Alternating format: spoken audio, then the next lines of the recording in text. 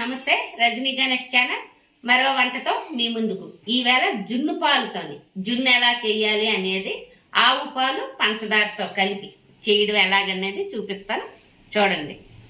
పాలు దొరికినప్పుడు వీడియో తప్పనిసరిగా చేసి పెడతానని. ఇదిగోండి 2 లీటర్ల జున్ను పాలు. వీటికి 2 లీటర్లకి లీటర్ మామూలు పాలు వెయ్యమని చెప్పారు. మనం వాళ్ళనే అడిగితే చెప్తారనమాట.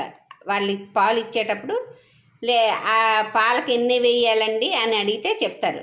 మేము 2 లీటర్లు తీసుకున్నాం, 2 లీటర్లకి 2 లీటర్ల పాలు వేసుకోవాలి. మనం పాలు తెచ్చుకోగానే టీ ఫిల్టర్తోని మనం ఒక గిన్నెలోకి వడకట్టుకోవాలి.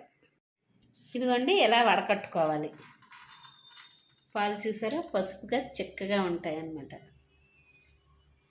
ఈ పాలుకి లీటరు అని చెప్పారు, కానీ ఇంకొంచెం ఎక్కువ వేస్తే బాగుంటుందని నా ఉద్దేశం. వేస్తాను, కొంచెం ఎక్కువ వేస్తాను.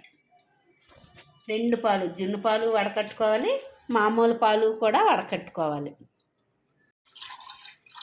మామూలు పాలు కూడా 2 లీటర్లు వడకట్టేసి నేను 2.5 లీటర్లు వేస్తున్నాను.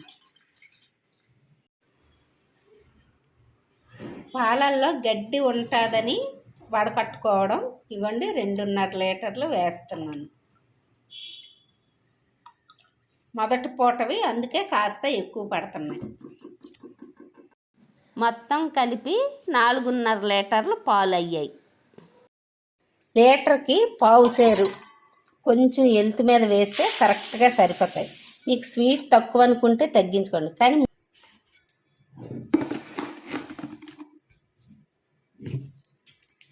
2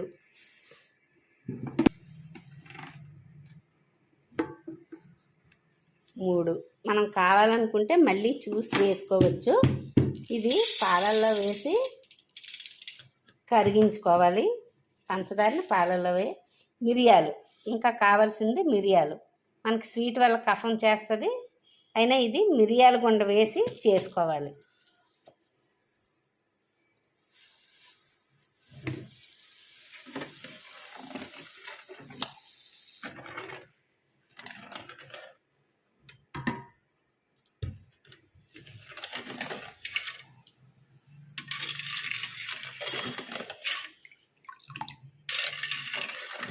కాసేపు పక్కన పెట్టి 5 నిమిషాలకి ఇలా కలుపుతూ ఉంటే శుభ్రంగా కరిగిపోద్ది. బాగా కరిగిన తర్వాతే పొయ్యి మీద పెట్టుకోవాలి, అది కూడా చూపిస్తాను. ఈలోపు మిరియాలు వేయించి మెత్తని గుండ చేసుకొని, కొంచెం గరుగ్గా ఉన్నా పర్వాలేదు. ఇవ్వండి ఏమాత్రం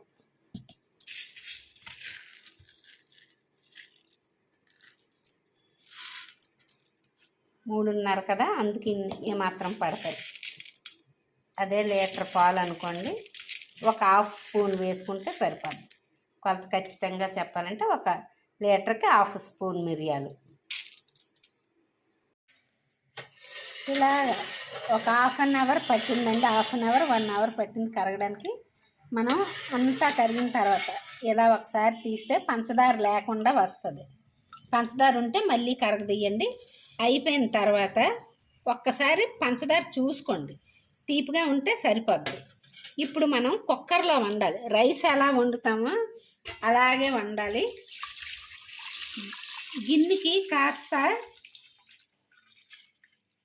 కొంచెం తక్కువగా పొయ్యండి, ఎందుకంటే పొంగుతుందేమో అని డౌట్, కానీ పొంగదు. అయినా సరే మనం జాగ్రత్త కోసం ఈలోపు మనం మిరియాలు గుండ చేసి ఉంచుకున్నాం కదా, అది కొంచెం ఘాటు ఉన్నా పర్లేదు. ఘాటు నచ్చిన వాళ్ళు ఘాటుగా వేసుకోండి, నచ్చదు అనుకునే వాళ్ళు తక్కువ వేసుకోండి. మిరియాలు వద్దు అనుకుంటే యాలకుల గుండ వేసుకోండి. మిరియాలు వేస్తే కఫం చేయడం తగ్గుతుంది అన్నమాట. జున్ను పాలు కఫం చేస్తాయి. ఇలా కలిపి కుక్కర్లో మనం రైస్ ఎలా పెడతామో అలా పెట్టాలి. దాన్ని కూడా మీకు చూపిస్తాను.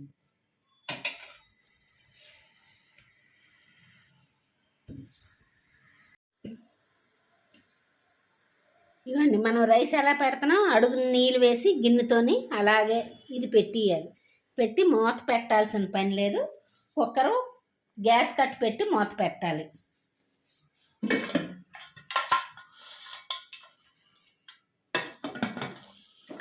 పెట్టి విజిల్ పెట్టేసుకొని 6 విజిల్లు వేయించండి.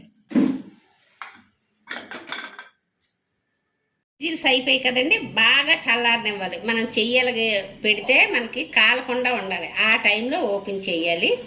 ఓపెన్ చేస్తే ఎలా ఉంటుందో చూద్దాం. ఇదండి ఇలా ఉంది.